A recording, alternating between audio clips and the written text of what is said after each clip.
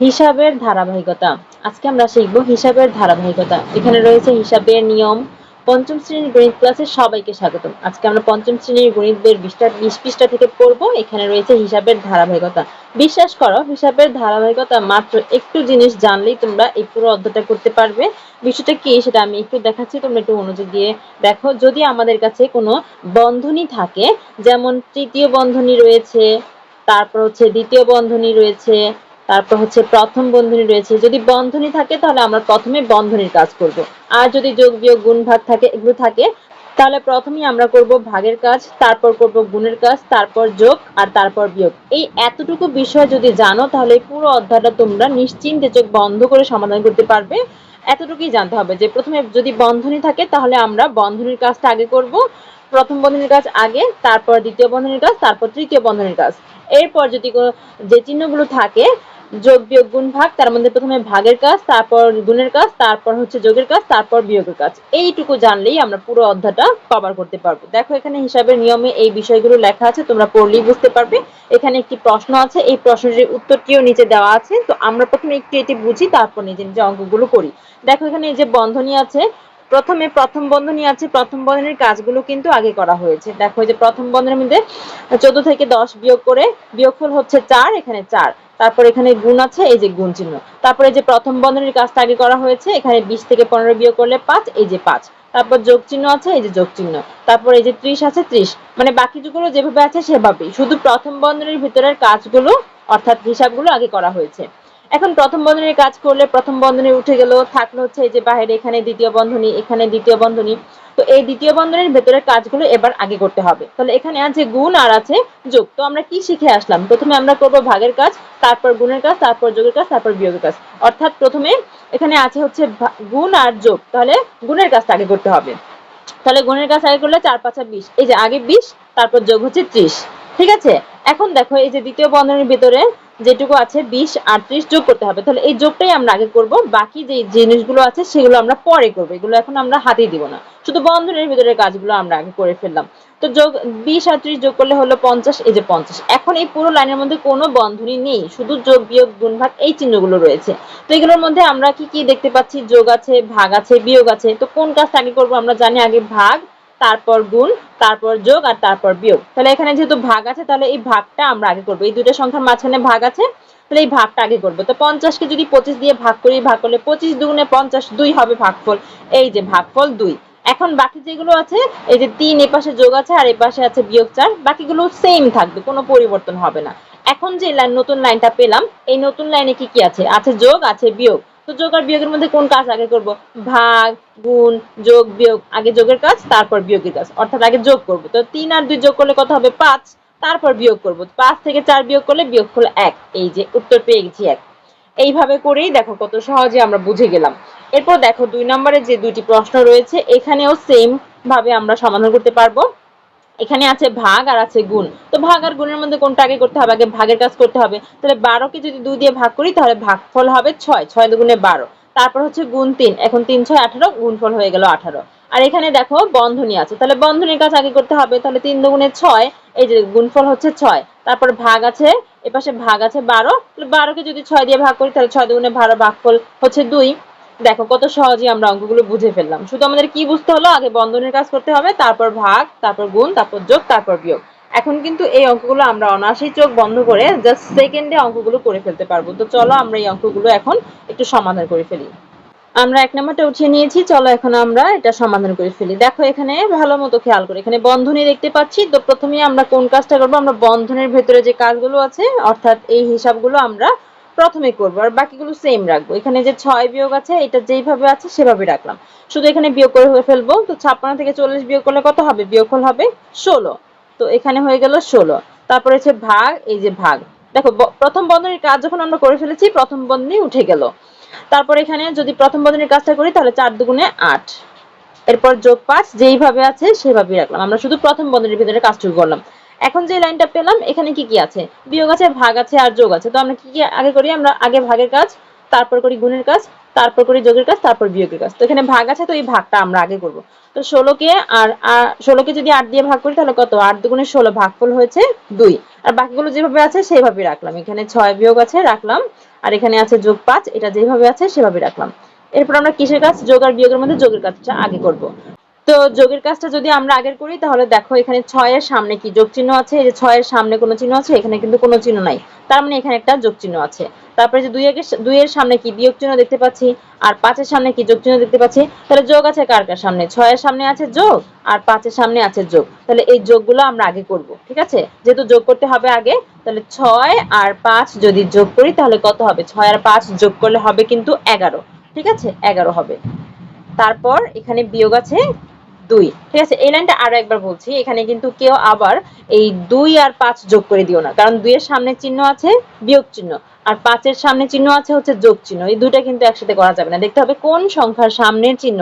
হ্যাঁ, যে কোনো সংখ্যার সামনে যে চিহ্নটা আছে সেটা আমাদের লক্ষ্য রাখতে হবে। তো এখানে 6 এর সামনের চিহ্নটা যোগ নিব, আর 5 এর সামনের চিহ্নটা যোগ নিব। তো যেগুলো সামনে সামনে যোগ আছে সেইগুলো আমরা একসাথে করে যোগ করব, ঠিক আছে। এখন দেখো, এখন যদি আমরা 11 থেকে 2 বিয়োগ করি তাহলে বিয়োগফল কত হবে, বিয়োগফল হচ্ছে 9। আমরা উত্তর কিন্তু 1 নং এর উত্তরটা পেয়ে গেছি, ঠিক আছে। আমরা উত্তর পেয়েছি 9। এরপর চলে যাব 2 নং এ। আমরা 2 নং এর প্রশ্নটা প্রথমেই তুলে নিয়েছি। এরপর দেখো আমরা হিসাবটা কিভাবে করব। এখানে বন্ধনীগুলো আমাদের খেয়াল করতে হবে, যেহেতু যে দেখো ভিতরে কিন্তু বন্ধনী আছে। তো প্রথমে আমরা করব প্রথম বন্ধনীর কাজ। প্রথম বন্ধনী কোথায় আছে, এই যে এখানে প্রথম বন্ধনী আছে। তো এই প্রথম বন্ধনীর কাজ আমরা আগে করব, ঠিক আছে।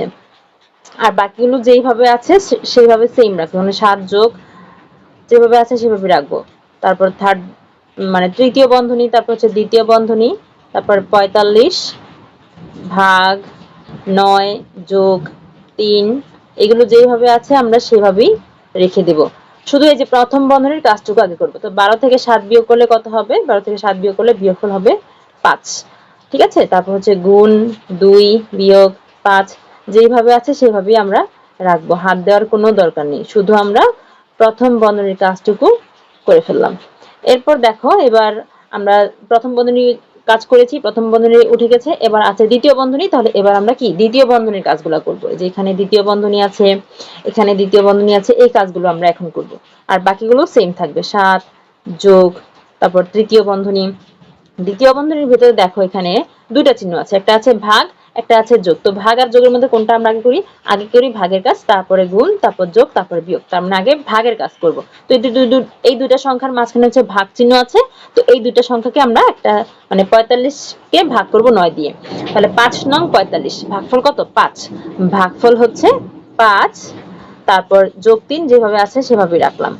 এখনো কিন্তু দ্বিতীয় বন্ধনী উঠে নাই, কারণ দ্বিতীয় বন্ধনীর ভিতরে আর একটা চিহ্ন যোগ চিহ্ন রয়ে গেল, ঠিক আছে। তারপর হচ্ছে গুণ, এখানে আছে গুণ আছে বিয়োগ। তো গুণ আর বিয়োগের মধ্যে আগে আমরা গুণের কাজ করি, তাই না। তো গুণ করলে 5 দুগুণে 10, 10 আর বিয়োগ চিহ্নটা রয়ে গেল, তাহলে দ্বিতীয় বন্ধনী এখনো রয়ে গেল। তারপরে বিয়োগ হচ্ছে 1, তৃতীয় বন্ধনী, ভাগ হচ্ছে 13। এরপর আমরা এই লাইনে এবার দ্বিতীয় বন্ধনীর কাজটা করব, আর বাকিগুলো সেম থাকবে। এখানে কত হবে, 5 আর 3 যোগ করলে হলো 8, এই যে দ্বিতীয় বন্ধনী উঠে গেল। হ্যাঁ, গুণ 10 থেকে 5 বিয়োগ করলে বিয়োগফল হচ্ছে 5, এই দ্বিতীয় বন্ধনী উঠে গেল। আর এখানে বিয়োগ 1, তারপর হচ্ছে ভাগ 13। এখন দেখো পুরো লাইনের মধ্যে তৃতীয় বন্ধনী আছে, তাহলে তৃতীয় বন্ধনীর কাজটা আমরা এখন করব। 7 যোগ, যদি তৃতীয় বন্ধনীর কাজ করি তাহলে এখানে দেখো দুইটা চিহ্ন আছে, একটা আছে হচ্ছে গুণ, একটা আছে বিয়োগ।